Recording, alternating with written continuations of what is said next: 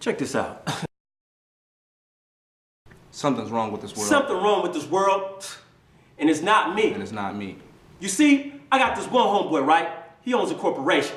And since I was low on funds, he told me he'll give me a job at the establishment.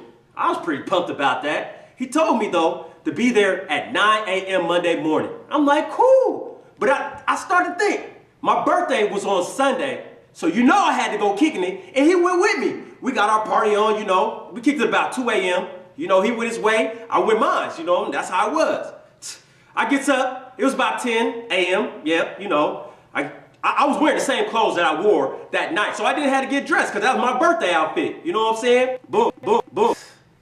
Missed the bus, but look, it's all good though, because that's my homeboy, and we go back, you know what I'm saying, about 3, 4, 5 months, you know what I'm saying, so I'm not tripping.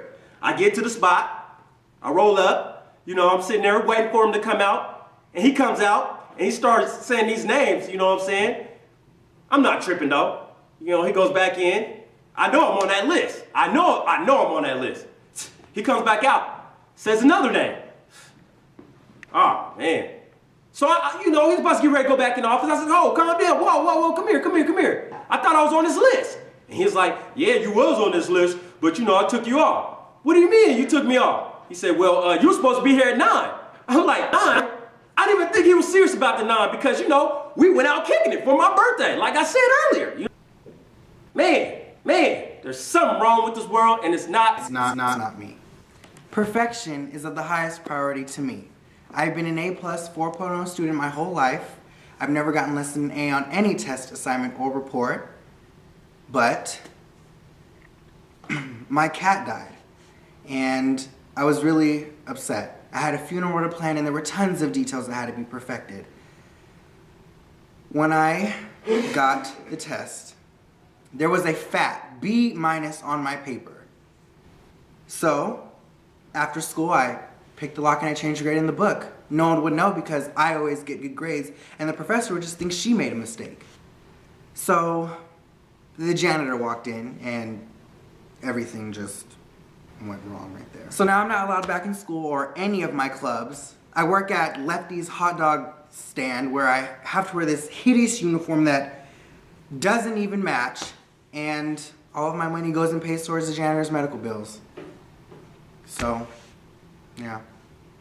There's something wrong with this world. There's something wrong with this world, and it's not me. So, some kids at my school got together and decided they wanted to do this giveaway thing for needy kids downtown. I thought it was so silly, but I went anyway because I didn't have anything else to do. When I got there, the leader girl, who looked poor herself, was handing out a list of the kinds of things we can bring. And I started going down the list, and there was a purse. A purse? Are you serious? I'm not giving you guys my Coach purse. I just got that. Then they start talking about non-perishable foods. I don't even know what the heck a non-perishable food is. But then they told me, whatever, I have that. And then I got a phone call. And they were telling me that they were gonna turn off my data plan. Are you serious? I need that. That's how I do everything. Ugh. And then they started to ask me if I was gonna donate. No, are you serious? I'm not gonna donate anything to you guys. Man, something's wrong with this world, and it's not me. Me. So I was at church. I hadn't been in like 2 years, and I was thinking, it's about time I straighten up and get right. I mean, I was faithful until I was 15, but then my parents got a divorce, and friends, they just started acting funny. Sister Davis, she would reach out to me, you know, invite me to dinners at her house. I liked her. Everything was cool. Until one day, she had the nerve to ask me if I had a job. She know I ain't got no job. That was the last time I went to Sister Davis's house. I figured, you know, I could just do me. It couldn't be that hard, but it was hard.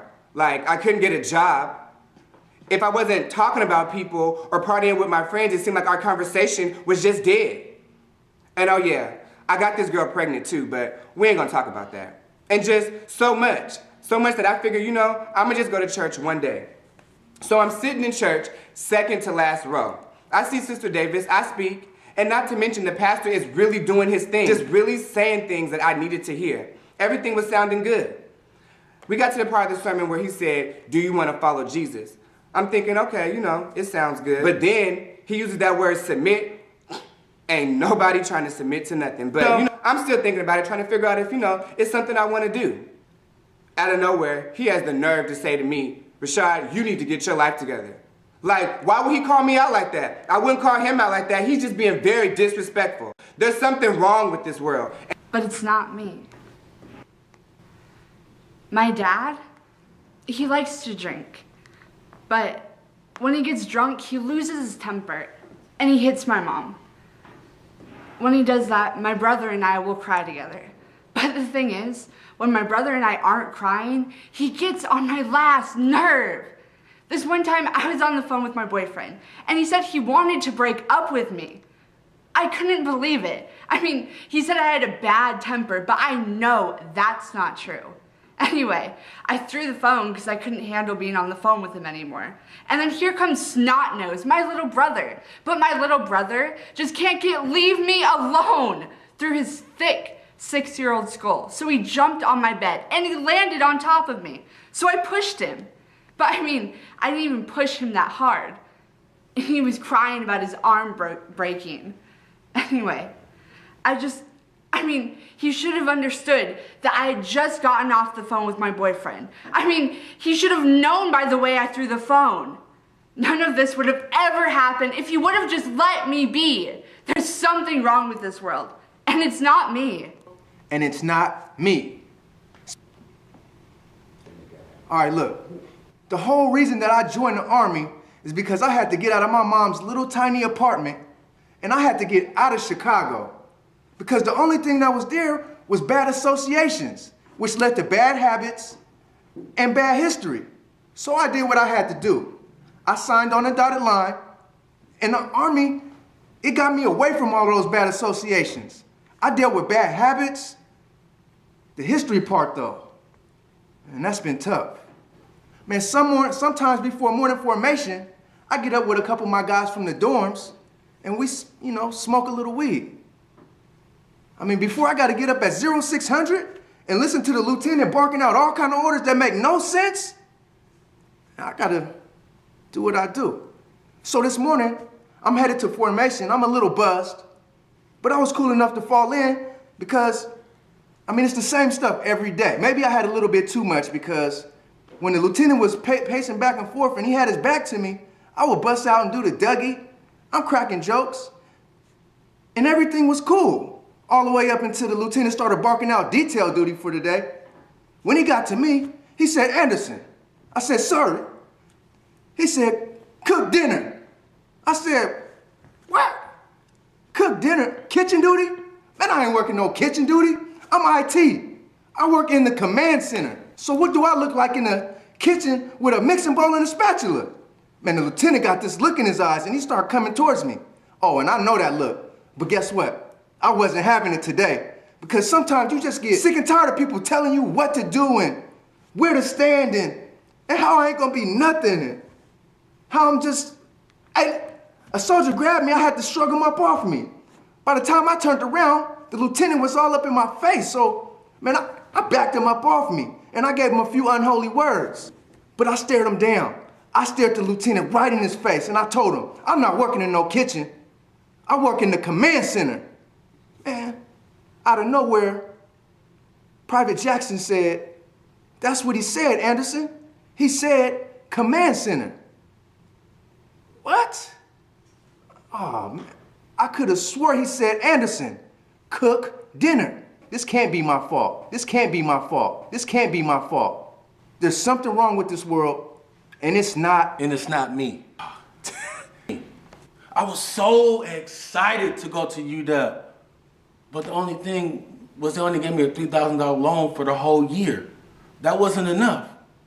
So I took up my friend BJ's offer and started selling weed for him at the UW. It was hard at first, but it got better. Some of these cats were my friends, but tuition was due, so a lot of those cats was looking the same. One day, there was a lot going on. There was a lot of commotion. And the ambulance was parked up front. They said somebody took a bad trip and smoked some bad stuff.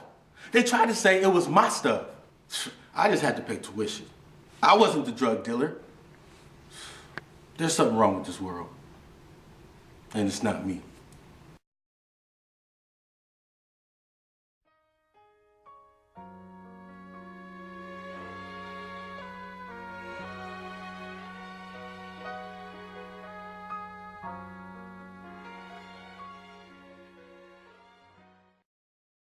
When no one takes responsibility. When no one takes responsibility. When no one takes responsibility. When no one takes responsibility.